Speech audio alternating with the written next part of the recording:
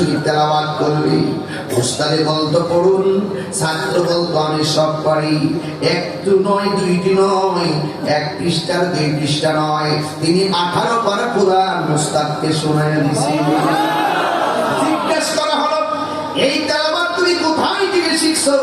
দুনিয়ায় কোন উস্তাদ আসেনি? কয় না, আমার মা দুঃখিনী, আমার পেটের মধ্যে রেখা আমার মা যখন কোরআন পড়ছে, কোরআন নাজিলের মাসে কোরআনের কথা কইয়া দিয়া যায়, কোরআন নাজিলের রাত্রে কোরআনের কথা কইয়া দিয়া যায়।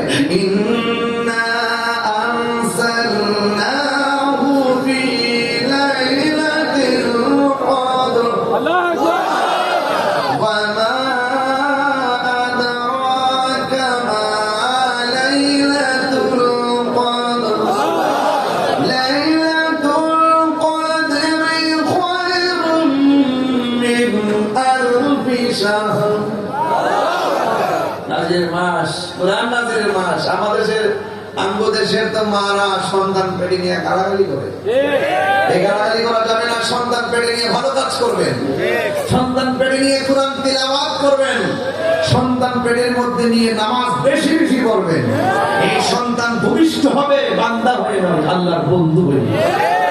কথা বলেন না কেন? গাউসে পাক বলতেছেন, আমার মা 18 পারা কোরআন পড়েছিল পেটে রেখে, আমি পেট থেকে শুনে শুনে মুখস্থ করে ফেলেছি।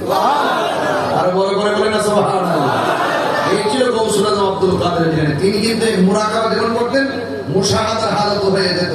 তিনি একদিন বলতেছেন যে আমি আর কত আর উপেনে এইভাবে ডাকবো, এবার আমার মন চাচ্ছে আমি একটু চলে যাব গহীন জঙ্গলার ভিতরে, যেখানে গিয়ে আমার রবকে আমি প্রাণ ভরে ডাকবো, কেউ আমাকে ডিস্টার্ব করবে না, যেখানে আমি রবের সঙ্গে কানেকশন লাগাবো, আমাকে কেউ ডিস্টার্ব করবে না।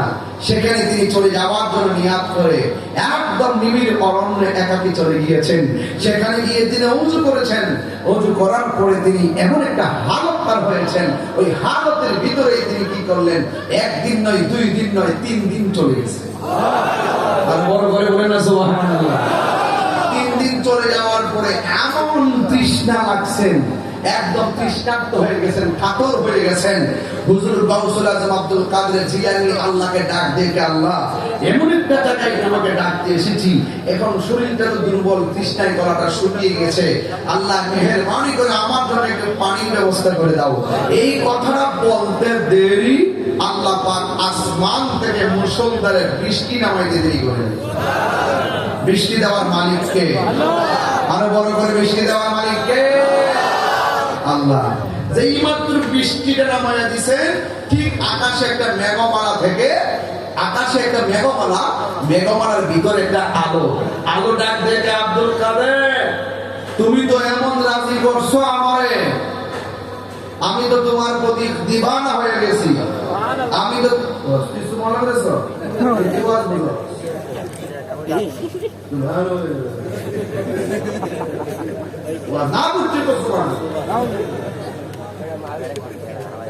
আব্দুল কাদের, তুমি তো আমাকে এমন রাজি করছো, তোমার প্রতি খুশি হয়ে আমি তোমার জন্য নামাজ মাফ করে দিছি।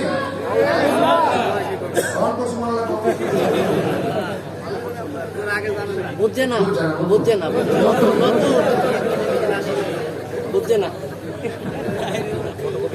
আচ্ছা, আমি একটু হাসি, আপনার অনেক খুশি হন না?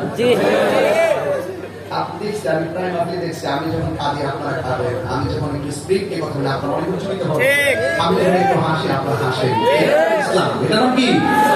হাসি, কান্না, মায়া, মমতা, জিহাদ, মুরাকাবা, এগুলো নাম ইসলাম। আল্লাহর হাবিব ভেড়া গুহায় ধ্যান করেছেন, এটা ইসলাম। আবার কখনো কখনো জিহাদের ময়দানে তরোয়ার নিয়ে নেমে গেছে, এটা নাম ইসলাম। তাই বুঝলেন, ইসলাম কখনো নরম, কখনো গরম। এই জন্য আমি কখনো আবু বকরের চরিত্রের কথা বলি, আবার কখনো উমরের কেস দিয়ে কথা বলি। কোনটাকে আপনি রাগ করতে পারবেন না, দুটোই ইসলাম। এই যে আমাদের হুজুরের এই মুহূর্তে বন্যা যে ঢাকা একটা বড় সমাবেশ হবে, দেখবেন জানেও মালেও সবার আগে হাজির। আমরা এই হুজুর কিন্তু অনেক সাহসী, এবং আমরা অত্যন্ত প্লিজড হয় ওনার অ্যাক্টিভিটিস দেখে। বিশ্ববুদ্ধ দেখবেন এইমাত্র খানটায় মোরাকাবা করতেছে, আবার দেখবেন হুট করে টেস্ট করে হাজির হয়ে গেছে। কথা কোন গেলে আবার একলা না, দলবল নিয়ে হাজির। কথা কোন ঠিক না? এবং এহলে সুন্নাত ওয়াল জামাতের কোন প্রোগ্রাম তিনি মিস করেন না, সবগুলোতে যায়, এখনো যায়, কোরআনে যায়। হ্যাঁ, এটার নাম ইসলাম। আবার দেখবেন কিছু কিছু বিশ্বাস আছে, দেখবেন যদি আপনি ওনারে বলেন হুজুর আসসালামু আলাইকুম, ওয়ালাইকুম আসসালাম,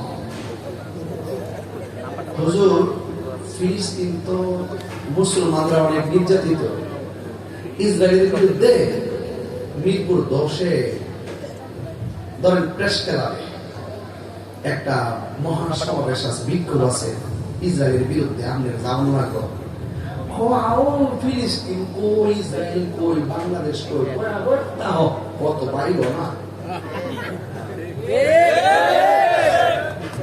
আর যদি বিষয় ডায়াবেটিস বিষয় ইচ্ছা মতো খাওয়া, যদি কোন যে হুজুর রসমলাই আনছিলাম, তো বিষয় করবো যে রসমলাই তো আমার ডায়াবেটিস তো হয়, খাওয়া দিত না, ও হুজুর খাওয়ানোর পরে না মিষ্টি খাওয়া শূন্য। ও আচ্ছা, তো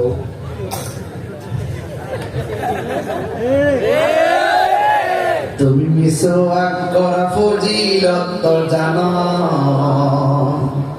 খাবার শেষে মিষ্টি মুখের হাদিস তাও মানো, শুধু হক কথাটা উচ্চ সুরে বলতে পারো না, অন্যায় থেকে বারুদ হয়ে চলতে পারো না, এমন মুসলমান তুমি একটু ভাবনা, কেমন তোমার ইমান একটু বলো না।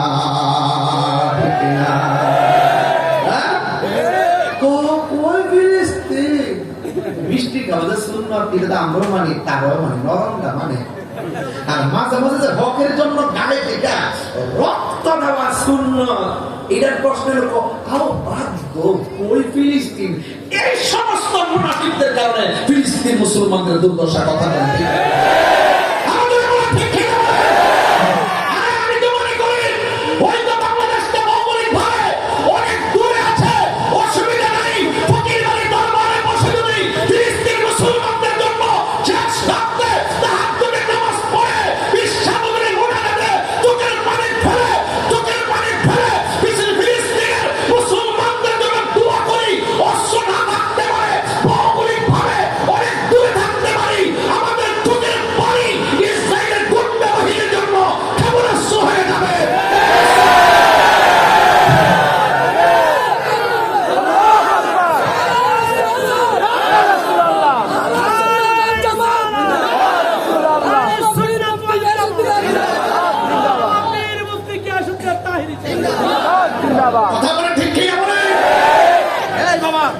চোখের পানি ভাড়া থেকে টাকা লাগবো না, আশেকের চোখের পানির দাম কম না বেশি?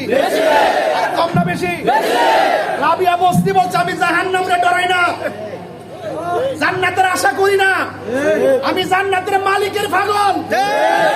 মালিক যদি রাজি হয়ে যায় জান্নাত চাউন লাগতো না, জাহান্নামের আমার ডরান লাগতো না, জাহান্নাম আমার চোখের পানিতে ডরাইব, জান্নাতের হুরগিল মানে আমাকে নেওয়ার জন্য পাগল হয়ে যাবে। এই জন্য মুসলমানকে বলতে চাই, মুসলমান হেরা যাওয়ার জাতি না, মুসলমান বীরের জাতি। 313 জন রমজান মাসে 7ই রমজান বাদরের প্রান্তরে হাজার হাজার কাফেরদেরকে উড়াইয়া দিয়া বিজয়ের পতাকা হাতে নিয়েছে। এই জন্য মুসলমান হেরা যাওয়ার জাতি নয়, মুসলমান বীরের জাতি।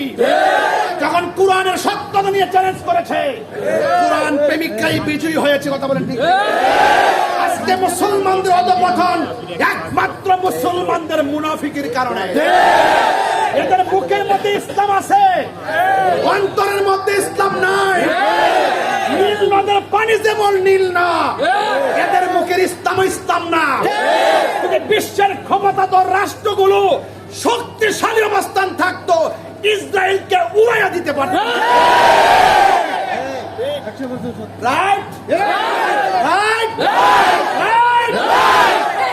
সারা বিশ্বের মুসলমান কি বলে জানি না, মুসলমান এক থাকেন, এক আছেন কিনা বলেন?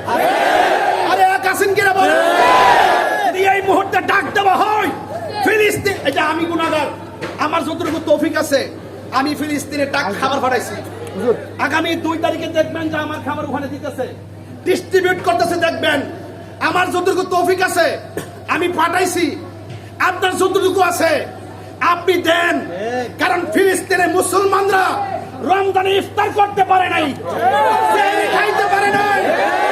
এই বাচ্চাগুলো যখন প্লেট গুলা বাড়াইয়া দেয়, আপনার মুখে ইফতার যায় না, সেহরি যায় না।